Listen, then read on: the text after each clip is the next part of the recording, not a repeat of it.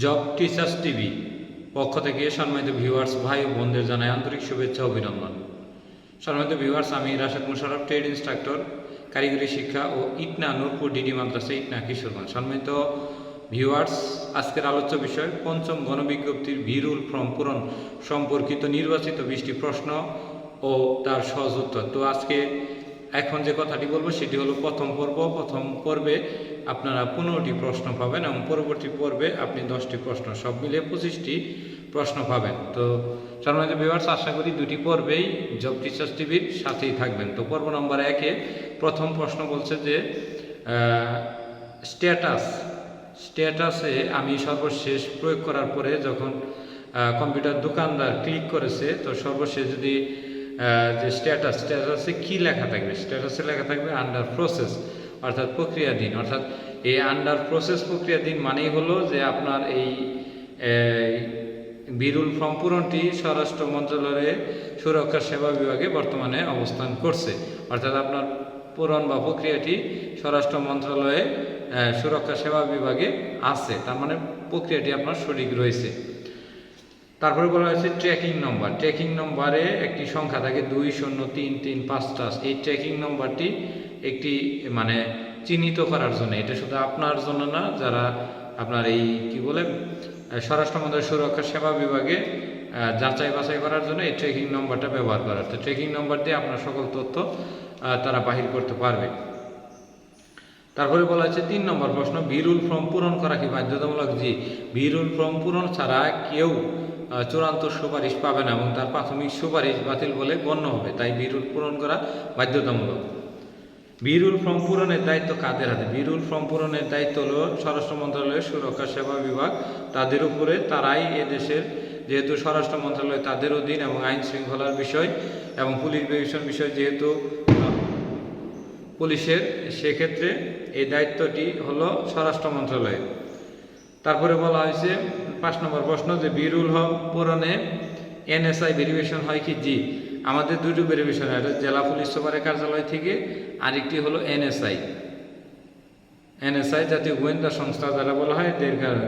NSI আপনাকে সরাসরি জিজ্ঞাসা করে না, এনএসআই আশেপাশে আপনার পরিবারের আশেপাশে থেকে কিছু তথ্য সংগ্রহ করবে, তারা যদি সন্দেহজনক মনে হয় তারা নেগেটিভ উত্তর দিতে পারে। যদি পুলিশ যদি কোনো নেগেটিভ উত্তর দেয় এবং এনএসআই যায় যদি দেখে যে এখানে নেগেটিভ কিছু নাই, তো সেক্ষেত্রে কিন্তু আপনার চাকরি কোনো কিছু হবে না, পুলিশ বরঞ্চ জবাবদিহিতার ভিতরে আসবে।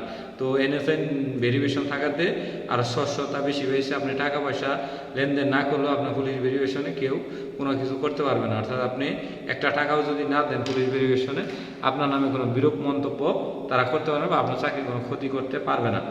ভিরুল 6 নম্বর প্রশ্ন হচ্ছে ভিরুল ফর্ম পূরণ করেছি নামের ইংরেজি বানান নাজমা শব্দ নাজা হয়ে গেছে, যে শব্দ বা এটা শব্দ বাদ হয়ে গেছে। তো সরকারি করে ফেলেছে, দোকানদার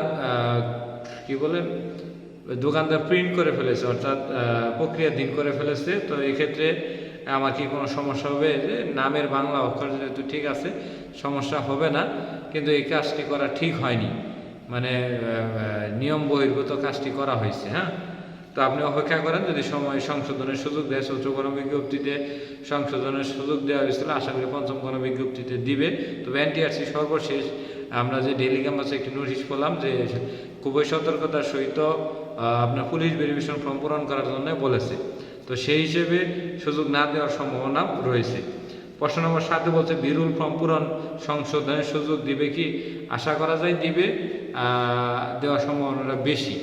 তো এ হলো আমাদের 7টি প্রশ্ন। পরের প্রশ্ন হলো 8 নম্বর প্রশ্নে আমাদের বলা রয়েছে যে নিকট আত্মীয় ব্যতীত 2 জনের নাম। অর্থাৎ আপনি আপনার নিজ জেলা, নিজ উপজেলা বা আশেপাশের যে কোনো ব্যক্তি আপনাকে চিনে বা আপনার পরিবার সম্বন্ধে ভালো জানে এবং পজিটিভ ধারণা পোষণ করে, এরকম 2 জন ব্যক্তির নাম এবং মোবাইল নম্বরটা দিবেন এবং মোবাইল নম্বরটা দেখবেন যেটা যেন সচল মোবাইল নম্বর থাকে, অর্থাৎ 1 মাস পরে আবার নম্বরটা চেঞ্জ যেন না করে সচল ফোন নম্বরটি ব্যবহার করবেন। ওই 2 জনের সচল ফোন নম্বর যেন থাকে, যাতে আপনার পুলিশ ভেরিফিকেশন সম্পর্কে ওনাদের কাছে কোনো তথ্য ছেলে যেন ওনারা দিতে পারে। তারপর হচ্ছে ভিরুল ফর্ম পূরণে স্থায়ী এবং অস্থায়ী ঠিকানা সম্বন্ধে বলুন। স্থায়ী অস্থায়ী ঠিকানা বলতে আসলে বিষয়টা এমন জটিল নয়, আপনি স্থায়ী এবং অস্থায়ী ঠিকানা একই দিতে পারেন। এবং যে স্থায়ী ঠিকানা দিবেন সেখানে যেন আপনার অবস্থান ঠিক হয় এবং আপনি ওই দেশের বা ওই স্থানের জন্য জন্মসূত্রে ওই অঞ্চলের নাগরিক হন, সেক্ষেত্রে আর কোনো ধরনের সমস্যা থাকবে না। তার বিরুল ফর্ম পূরণে মহিলারা স্বামীর বাড়ি না বাপের বাড়ি ঠিকানা দিবে, দুটি ঠিকানার যে কোনো একটি দিতে পারে, তবে যে ঠিকানাটাই দিবে সেই ঠিকানা থেকেই যেন কি বলে পৌরসভার যে নাগরিকত্ব সংগ্রহ হয়, নাগরিকত্ব যে একটা ফর্ম দেয়, এই ফর্মটা সেখান থেকে যেন সংগ্রহ করতে পারে। যদি সংগ্রহ করতে পারে তাহলে কোনো ধরনের সমস্যা হবে না। তারপরে বলছে সাহিত্য প্রতিষ্ঠানে চাকরি করলে তা উল্লেখ করতে হবে কি? জি, আধা সরকারি স্বায়ত্তশাসিত, অর্ধ স্বায়ত্তশাসিত কিংবা সরকারের কিছু অংশ রয়েছে, যেটারে আমরা বলি কিছুটা অংশ হলো সরকারি চাকরি। তো এই ধরনের কিছু প্রতিষ্ঠানে যদি আপনি স্থায়ী পদে কিংবা অস্থায়ী পদে দীর্ঘদিন চাকরি করেন তাহলে দিতে হবে। তবে প্রকল্পের অধীনে 2, 4, 5 মাস, 6 মাস বা 1 বছর হলে সেই বিষয়টি উল্লেখ করার দরকার নেই। কোম্পানির চাকরি করি তা উল্লেখ করতে হবে কি? জি না, কোম্পানির চাকরি করলে বা বেসরকারি চাকরি বাকরি যেগুলো সরকারি কোনো অংশ নেই এগুলো উল্লেখ না করলেও চলবে, কোনো ধরনের সমস্যা নেই। আর যদি উল্লেখ করেন সেক্ষেত্রেও কোনো ধরনের সমস্যা থাকবে না। তো পরে বলছে স্থায়ী এবং অস্থায়ী দুই ঠিকানায় কি পুলিশ ভেরিফিকেশন হবে? জি না, স্থায়ী ঠিকানায় শুধুমাত্র পুলিশ ভেরিফিকেশন হবে। তারপরে বলা হয়েছে ভিরুল ফর্ম পূরণে ভুল হলে কি সুপারিশ বাতিল হবে? জি, বড় ধরনের ভুল হলে, ভিরুল ফর্ম পূরণে বড় ধরনের ভুল হলে এবং যদি কোনো সুযোগ না দেয় তো এনটিআরসি আপনার ফর্ম বাতিল করে দিতে পারে। তবে এ পর্যন্ত চৌদ্দ গণবিজ্ঞপ্তিতে কাউকে বাতিল করে দেওয়া হয়নি, তাদের সংশোধনের সুযোগ দেওয়া হয়েছে। তো আশা করি পঞ্চম গণবিজ্ঞপ্তিতেও সংশোধনের সুযোগ দিতে পারে। যাই হোক, তারপরে বলছে চৌদ্দ গণবিজ্ঞপ্তি আলোকে বিরুল ফর্ম পূরণে আপনি কিভাবে পূরণ করেছেন? আমি আমার স্থায়ী ঠিকানা এবং অস্থায়ী ঠিকানা একইভাবে দিয়েছি এবং আমি যে দুইজন প্রার্থীর মানে যে দুইজন আমাকে চিনে ওই রকম একজন আমার শিক্ষক মানে একই সাথে শিক্ষকতা করে ওইরকম দুইজন দিয়েছি এবং যাদের সাথে আমার সম্পর্ক ভালো এবং তারা আমার পরিবার সম্পর্কে জানে তাদের নামই দিয়েছি। এবং ট্র্যাকিং নম্বরে ওইখানে দেখছি আন্ডার প্রসেস রয়েছে। তারপরে আমি নতুন ছবি ব্যবহার করেছি, তারপরে আমি নতুন স্মার্ট কার্ডও ব্যবহার করেছি এবং সুন্দর করে দেখে কোনো বানান যেন ভুল হয় না, পোস্ট কোড ঠিক রেখেছি, নিজ জেলা, নিজ উপজেলা, বিষয় কোড, নিজের নাম, পিতার নাম, বাবার নাম, জন্ম তারিখ এগুলো সব ঠিক রেখে তারপরে আমি প্রিন্ট করেছি। মোবাইলে দিয়ে কি বিরুল ফর্ম, পরের প্রশ্ন হলো মোবাইল দিয়ে কি বিরুল ফর্ম পূরণ করা ঠিক হবে? জি না, মোবাইল দিয়ে কোনো মতে বিরুল ফর্ম পূরণ করা ঠিক হবে না এবং বিরুল ফর্ম পূরণ করার পরে একটি কপি, রঙিন একটি কপি অবশ্যই আপনার হাতে সংরক্ষণ রাখবেন। এর সাথে আরেকটি বলি যে পুলিশ ভেরিফিকেশনের যে বিরুল ফর্মটি রয়েছে তার ইউজার আইডি এবং পাসওয়ার্ড আলাদা এবং আপনি যে প্রাথমিক সুপারিশ পাবেন এবং চূড়ান্ত সুপারিশ পাবেন, এটার এই প্রাথমিক সুপারিশ এবং চূড়ান্ত সুপারিশ এই দুইটার কিন্তু ইউজার আইডি এবং পাসওয়ার্ড কিন্তু আগেরটাই থাকবে। তাই আগের ইউজার আইডি এবং পাসওয়ার্ডটা আলাদা স্থানে সংরক্ষণ করে রাখবেন এবং পুলিশ ভেরিফিকেশনের যে বিরুল ফর্মের ইউজার আইডি এবং পাসওয়ার্ড সেটিও আলাদা করে সংরক্ষণ করে রাখবেন। তারপরে বলছে মোবাইলে বিরুল ফর্মে SMS না আসলে করণীয় কি? করণীয় এখানে তিনটি। একটি হলো আপনার মোবাইলে অত্যাধিক SMS রয়েছে, যে আপনার মোবাইলে বিরুল ফর্মের SMS না আসলে করণীয় কি? এই বিষয়টি আপনার মোবাইলে অত্যাধিক মাত্রায় SMS রয়েছে যার কারণে নতুন কোনো SMS আপনার মোবাইলে ইনপুট হচ্ছে না। সো আপনার উপায় কি? যে আপনার যদি মোবাইলে 70-80টার উপরে SMS থাকে সবগুলো ডিলিট করে দেন, ডিলিট করে দেখেন যে 24 ঘন্টার মধ্যে আপনার কোনো SMS ঢুকে কিনা।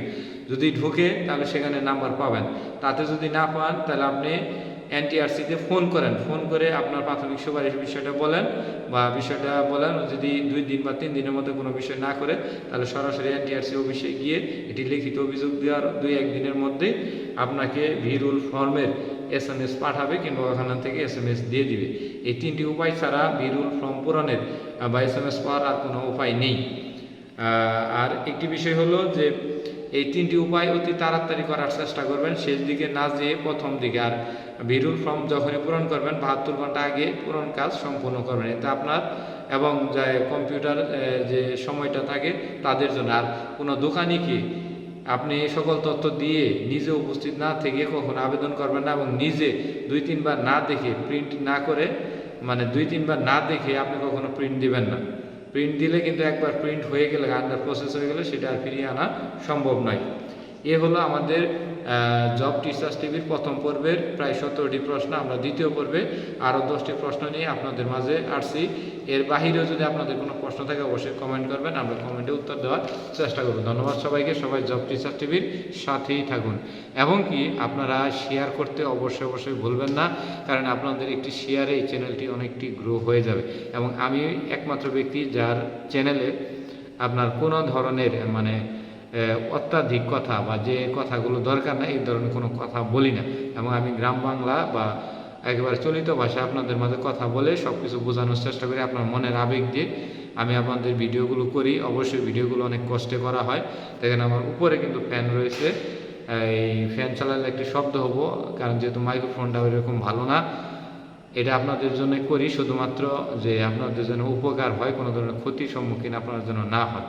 তবে আমাদের এই চ্যানেলে যদি কোনো ধরনের ভিডিও দেখে যদি আপনার বুঝতে অসুবিধা হয় অবশ্যই আমাদের কমেন্ট করবেন, কমেন্টে আমরা বোঝার চেষ্টা করব। আর বেশি যদি সমস্যা হয় তাহলে আমাদের হোয়াটসঅ্যাপ রয়েছে, হোয়াটসঅ্যাপ নম্বরে নক দিবেন, আমরা আপনাদের সময় সুযোগ অনুযায়ী আপনার ফোন দিয়ে আপনাদের সমস্যাটা সমাধান করার চেষ্টা করবো। এছাড়াও আমাদের প্রতি মাসে 200 টাকার বিনিময়ে আপনি আমাদের 24 ঘন্টা সেবা নিতে পারেন, আপনার ফোন সেবা, অর্থাৎ আপনার যে কোনো ধরনের তথ্য লাগলে আপনি আমাদের কাছে মাসে 200 টাকার বিনিময়ে আমাদের এই বিকাশ নম্বরে 200 টাকা দিলে আমরা 1 মাস আপনাদের ফ্রি সার্ভিস দেবো। দিন রাত 24 ঘন্টা আমাদের ফোন করে আপনাদের যে কোনো বিষয়, অর্থাৎ সরকারি চাকরি বাকরির যে কোনো নিয়মকানুন, আবেদন, অনলাইন যাহা কিছু রয়েছে সব বিষয় যেটা মোবাইলে বলা সম্ভব সবগুলো তথ্য দেবো। তো এই ধরনের তথ্য নিতেও অবশ্যই আমাদের কমেন্ট করবেন। ধন্যবাদ সবাইকে।